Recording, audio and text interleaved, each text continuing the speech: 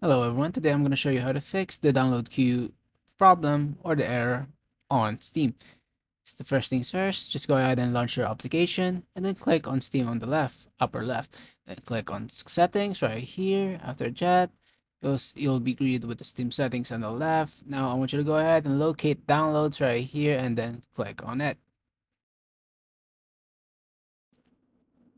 Once here, just go ahead and scroll down until you see the section that says clear download cache or download clear cache. Go ahead and scroll down. It should say something like this, clear download cache. There you go. Now go ahead and click on it. Once you click on it, it will fix any problem that you might be having on your download or starting apps.